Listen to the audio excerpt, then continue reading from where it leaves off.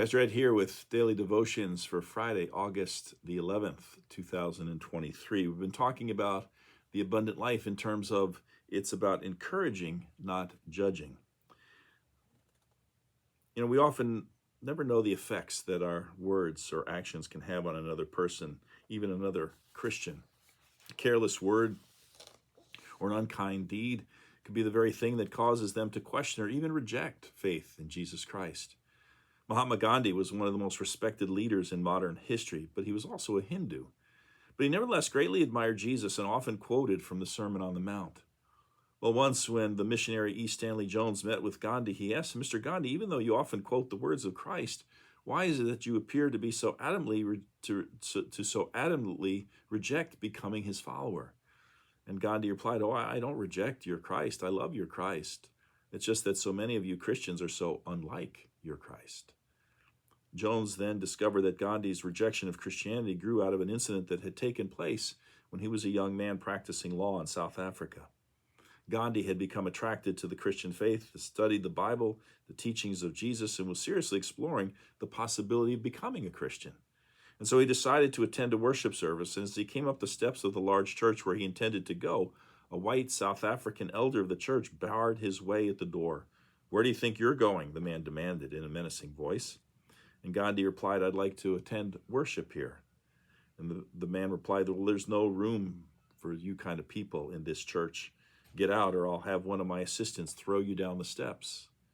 And from that moment on, Gandhi said he decided to adopt what good he found in Christianity and Christ's teachings, but he would never again consider becoming a Christian if it meant becoming part of the church.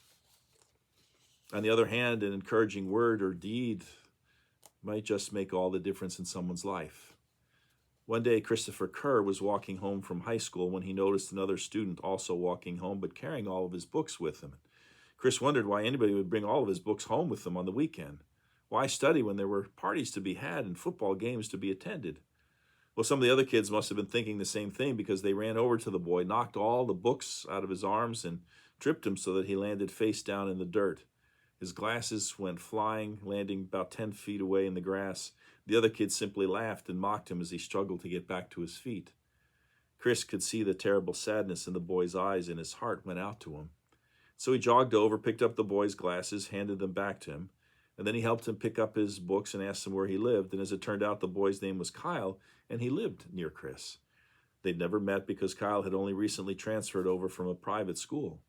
Well, the boys talked all the way home, and that afternoon a friendship was forged.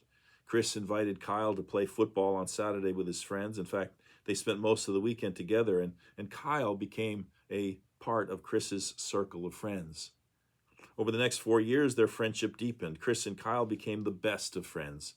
Kyle also went on to do very well academically, to become very popular in the student body. In fact, on graduation day, Kyle was class valedictorian. And that day, as he started his speech, Kyle paused and cleared his throat. And then he said, "Graduation is a time to thank those who helped you make it through these tough years. Your parents, your teachers, your siblings, maybe a coach, but mostly your friends. I'm here to tell all of you that being a friend to someone is the very best gift that you can ever give them. I'm going to tell you a story." And Kyle then went on to tell the story of that first day that he met Chris. He was carrying his books home because he had planned to kill himself over the weekend. He had cleared out his locker so that his parents wouldn't have to do it later. And he looked over at Chris and said, "Thankfully, I was saved. My friend saved me from doing the unspeakable." A gasp went through the crowd as this handsome, confident, popular boy shared about his weakest moment. And a gasp went through Chris as well, for not until that very minute did he realize the significance of that first encounter. Never underestimate the power of your words or your actions. If you judge someone harshly or unfairly, you are hurting another child of God and a fellow brother or sister in Christ. But if you encourage and uplift them, if you care for and support them, then you are living out and passing along the very love of Christ himself. Andor Folds was a great Hungarian pianist, and he once recounted a kiss that changed his life. He was 16 years old at the time and feeling very low because of an ongoing conflict with his piano teacher when Emil von Sauer visited Budapest.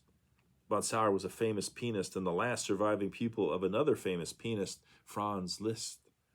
Von Sauer asked Folds to play for him, and very anxious Folds performed some of the most difficult works of Bach and Beethoven and Schumann. And when he had finished, he nervously awaited the great master's response. Von Sauer got up from his chair, walked over to Folds, kissed him on the forehead, and said, "My son, when I was your age, I became a student of Liszt."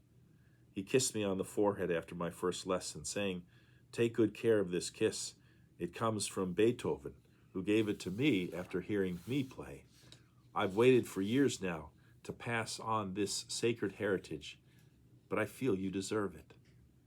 It was that kiss that forever changed Folds' life and spurred him to continue with his piano, even through the darkest periods of his life.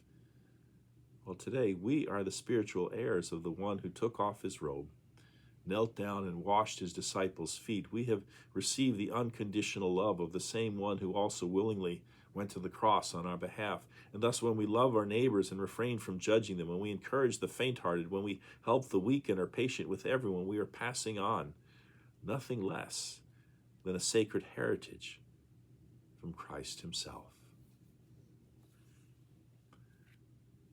Once again, as always, I guess, words to ponder and to think about, and hopefully to change our lives for the better.